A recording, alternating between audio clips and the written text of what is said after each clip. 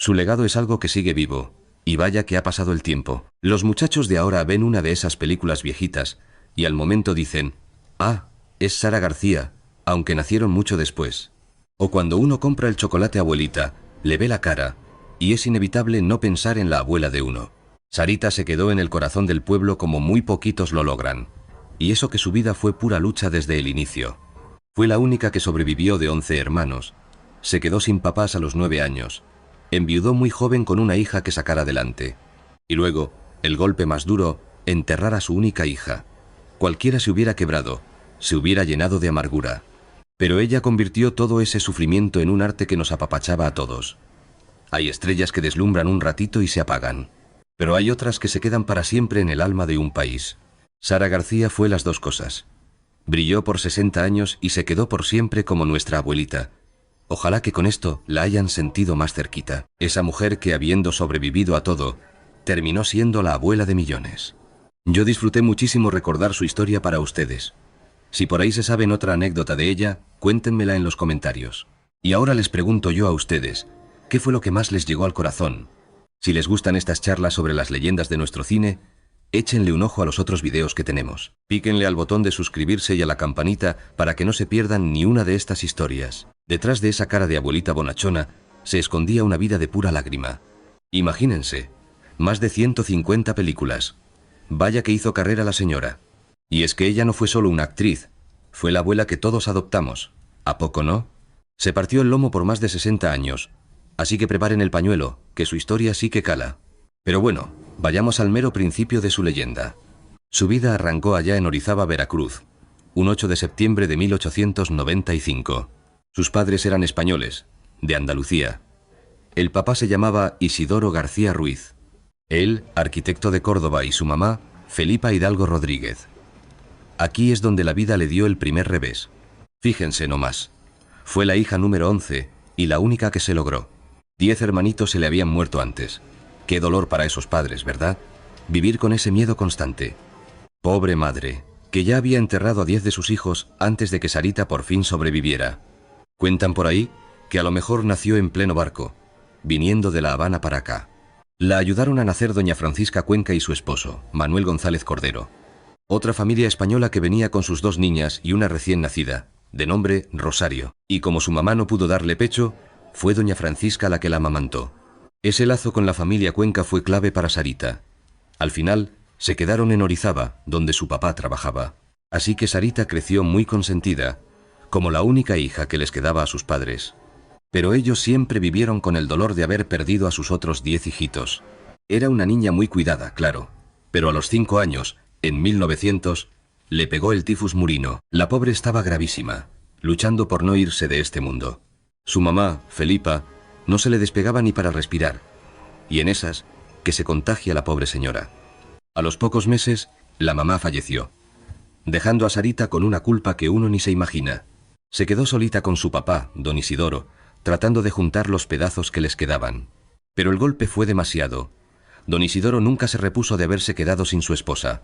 Cuando Sarita tenía 9 años, se vinieron a la Ciudad de México para huir de los malos recuerdos. Ya en la capital, la aceptaron en el Colegio de las Vizcaínas, con una de esas becas para niñas huérfanas. Era un colegio de mucho prestigio, fundado en el siglo XVII, de disciplina católica muy estricta. Apenas estaba ahí, becada, cuando le cayó otra desgracia. A su padre, Isidoro, le dio un derrame. Lo internaron en la Beneficencia Española y ahí falleció. No se sabe ni en qué fecha. Con 9 añitos, Sarita se quedó completamente sola, sin familia, sin hermanos, sin un alma. Las monjitas del colegio, pues, la hicieron como de su familia. Ahí se quedó de interna hasta que cumplió la mayoría de edad. Ellas fueron sus mamás postizas. Creció entre rezos, clases duras y uniformes muy estrictos. Se hizo una mujer que sabía valerse por sí misma. Pero ahí también le nació otra cosita. Su gran amor, el teatro. Participaba en las obras religiosas del colegio. Descubrió que al actuar se le olvidaba su tristeza. El escenario se volvió su escondite. Ahí podía ser quien fuera, no nomás la huerfanita que lo había perdido todo. En cuanto salió del colegio, ya mayor de edad, se puso a estudiar para maestra. Se recibió y consiguió trabajo en una escuela de monjas para puras niñas. Era un trabajo muy decente, Pero el gusanito del teatro no la dejaba en paz. Y un día de 1917, con 22 años, algo le llamó la atención en el centro. Adentro estaba Azteca Films, una de las primeras productoras de cine. Iban a rodar su primer largometraje. La que mandaba ahí era Mimí Derba, una mujerona que era actriz, productora y escritora. Fíjense qué curioso. Sarita entró nomás de metiche y acabó saliendo en una película en 1917, con apenas 22 añitos. Esa experiencia la dejó flechada. El cine era una magia que se quedaba para siempre, no como el teatro. Se le metió el gusanito y decidió ser actriz de tiempo completo. Empezó en el Teatro Virginia Fábregas con una compañía de abolengo. Ahí se codeaba con puro peso pesado, como el gran Eduardo Arosamena, el Nache, y con las figuras más reconocidas. ¡Qué voz tenía! Clara y potente, se oía hasta el gallinero. Pronto se hizo de un nombre y las mejores compañías se la peleaban. Anduvo con todas, de gira por la República. No paraba, iba de un lado para otro. Fue en una de esas giras que conoció al actor Fernando Ibáñez, con quien se casó en 1918, a sus 23 años. ¿Y dónde creen que fue la luna de miel? Pues en Tepic, Nayarit, en el Hotel Bola de Oro. Para el 15 de enero de 1920 nació su única hija, María Fernanda. La pareja anduvo de gira más de 2 años por todos lados, pero como a veces pasa, el amor no les duró. El marido le salió ojo alegre con otra actriz. Sarita, muy digna, agarró a su hija y lo mandó a volar. Imagínense el valor. En los años 20, una divorciada era casi un escándalo público.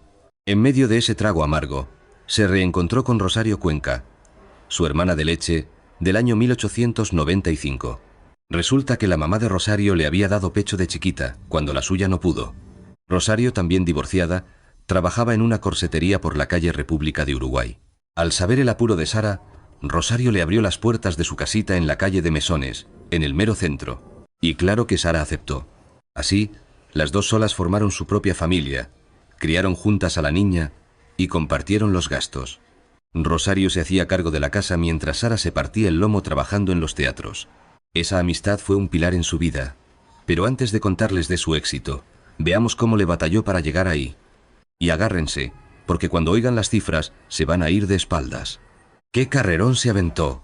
Filmó más de 150 películas, desde 1917 hasta los años 70. Se dice fácil, pero es una barbaridad, ni los actores de ahora.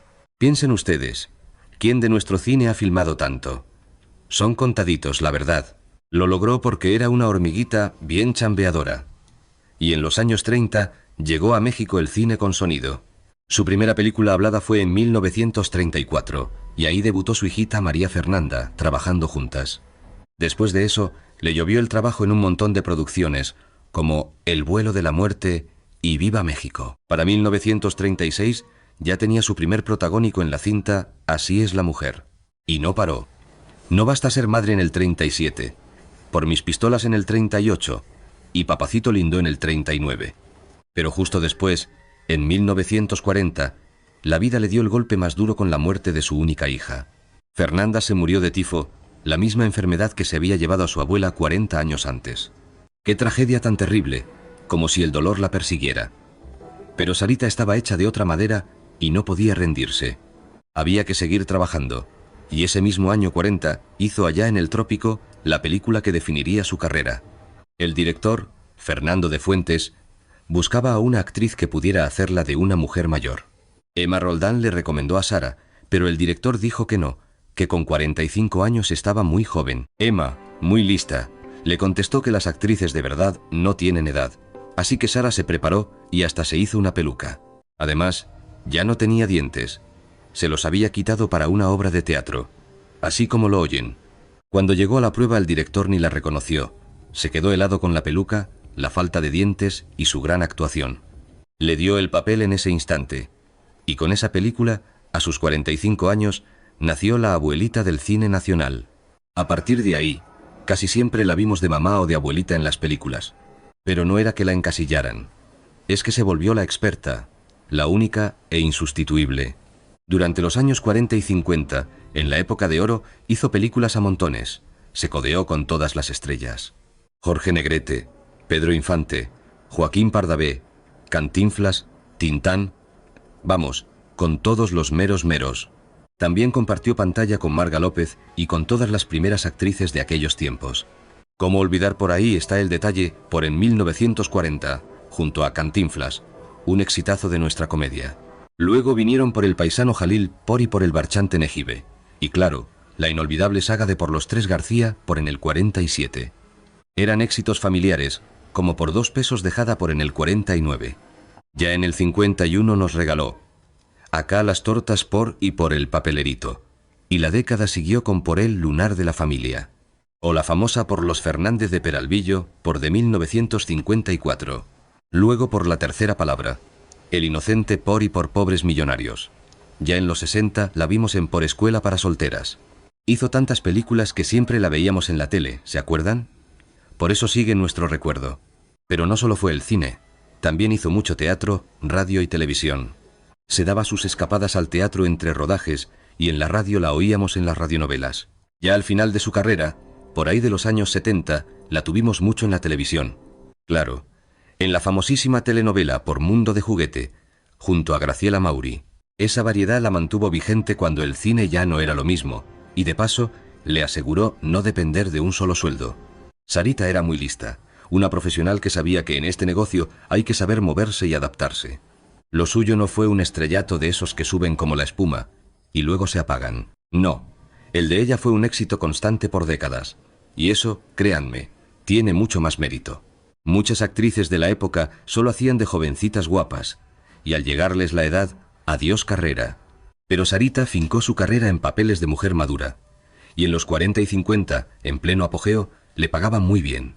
Aunque no se sabe con exactitud cuánto ganaba, podemos darnos una idea. Las actrices famosas de entonces cobraban entre 10.000 y 50.000 pesos por filme, según el papel y el presupuesto. Y a ella, que no podía faltar en las películas, seguro le tocaba de la parte media para arriba. Si le calculamos bajito unos 20.000 pesos por película y filmaba de 3 a 5 al año, pues imagínense. Estaría sacando de 60.000 a 100.000 pesos anuales, y eso solo de las películas.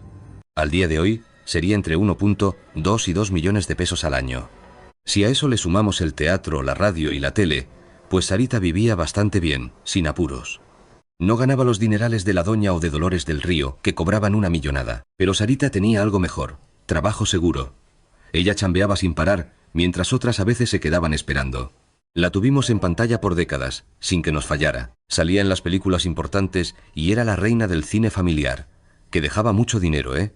Los productores sabían que con ella, la película era una garantía para las familias. Ahora, hablemos de sus bienes. Durante sus mejores años, cuando era la abuelita de todo México, tuvo un hogar muy conocido. Su casa estaba en Enrique Rebsamen 929, en la colonia Narvarte, que en ese entonces era una zona de caché. La Narvarte era de gente bien, profesionistas, artistas famosos. Pura gente de respeto vivía por ahí. Y fíjense, la casa de Sarita todavía existe, ahí sigue de pie. Conserva la misma fachada, un lugarcito histórico de nuestra época de oro.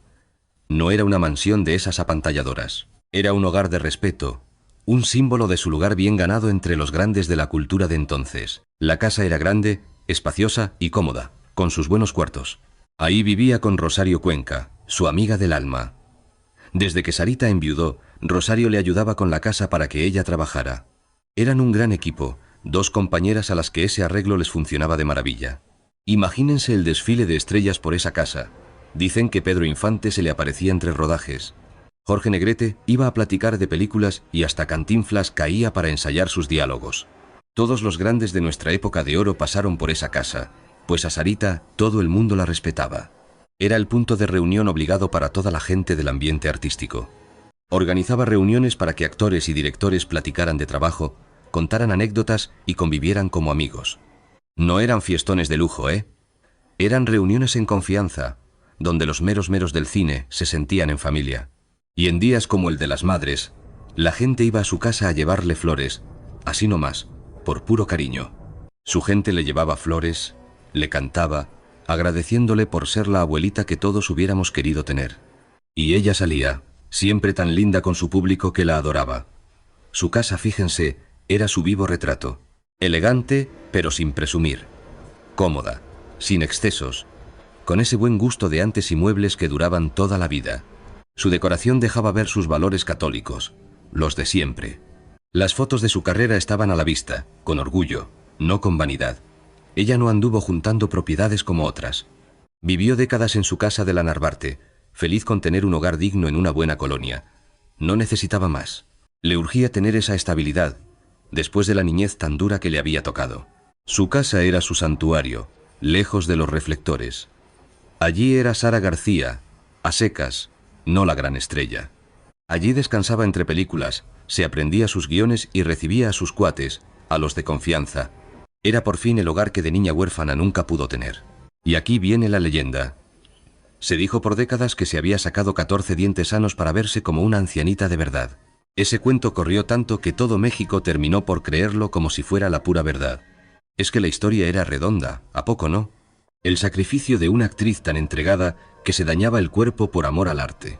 Contaban que a los 39 años se quitó 14 piezas para que su boca se viera y sonara como la de una viejita. Unos juraban que lo hizo para la película Allá en el Trópico, en 1940. Otros hasta aseguraban que se rompió una rodilla a propósito para usar el bastón con más realismo. Y el mito aguantó tanto tiempo porque la actuación de Sarita era brutalmente convincente. De verdad, su cambio físico parecía cosa de magia. La gente necesitaba una razón para entender cómo una mujer de 45 podía ser una anciana de 80. El mito del sufrimiento por el arte daba una explicación dramática y perfecta. Pero la verdad era muy distinta, y la aclaró gente cercana, como la mismísima Ana Martín. Sarita no se sacó los dientes por una decisión artística, para nada. Perdió los dientes por una infección, cosa común en su época, cuando una muela mala simplemente se perdía. Para hacer de abuela, usaba una placa que simplemente se quitaba para avejentarse más. La verdad de la infección se fue torciendo con el tiempo hasta volverse esa leyenda del sacrificio. La realidad, pues, era mucho menos dramática, pero igual de increíble, pues convirtió un problema en una ventaja para su trabajo. El chisme de la rodilla también era falso. No hay prueba alguna de que se lastimara a propósito. Usaba bastón porque hacía papeles de anciana, y las ancianas, pues, a veces necesitan bastón. Era talento, señores, no era mutilación. La leyenda aguantó porque actuaba tan bien que su trabajo parecía cosa de otro mundo. La gente quería creer en su sufrimiento, porque eso hacía su arte más grande, más de a de veras. Pero su leyenda no nació del dolor, sino de su inmenso talento. Así de simple. Sara García no tuvo que arrancarse dientes. Lo que sí logró fue que todo un país la adoptara como su abuela. Y para eso no se necesitaba dolor. Se necesitaba un talento enorme y entender el alma de sus personajes. Saber ser tierna y fuerte a la vez. Y por supuesto, décadas de trabajo duro para perfeccionar su arte. Al final, la leyenda de los dientes habla más de nosotros como público que de la propia Sarita. Nos encanta pensar que el arte debe doler. Pero el sacrificio real de Sara fue dedicarle su vida entera al cine. Estar al pie del cañón durante 6 décadas. Hacer con una dignidad impecable los papeles que otras rechazaban. Así, se ganó ser la abuelita de México. Sarita no solo actuó de abuela en más de 150 películas, se convirtió en la abuela de todo un país. Fue un caso único en la historia de nuestro cine, de verdad. La actriz y el personaje se hicieron uno solo, imposibles de separar. Sus personajes eran el refugio, la autoridad moral, el amor sin condiciones y la sabiduría de toda una vida. Ver a Sarita en pantalla era como si tu propia abuelita se hubiera colado en la tele. No veías a una artista, sino a esa presencia familiar que todos tuvimos. A diferencia de la Doña o de Jorge Negrete, Sarita no era un ídolo de glamour o heroísmo. A ella se le quería de cerquita, como a la familia. Era la abuela que te consentía, te aconsejaba y hasta te daba tu buen jalón de orejas. Sus cintas se volvieron el pan de cada día en las casas mexicanas. Eran las de cajón para la sobremesa del domingo, ¿se acuerdan? Ahí nos juntábamos todos a verla. Crecimos con ella como la abuela de la tele. Y luego uno, ya grande, le ponía esas mismas películas a sus hijos. Una bonita costumbre. Y ni se diga el Día de las Madres, la programación era un maratón de Doña Sara. Era ley. Parte del festejo era ver una de sus películas. En muchas casas, donde la abuela de verdad ya no estaba o vivía lejos, Sarita era la abuelita que nunca faltaba gracias a la televisión. Su rostro se volvió un emblema del cine para la familia. Era garantía.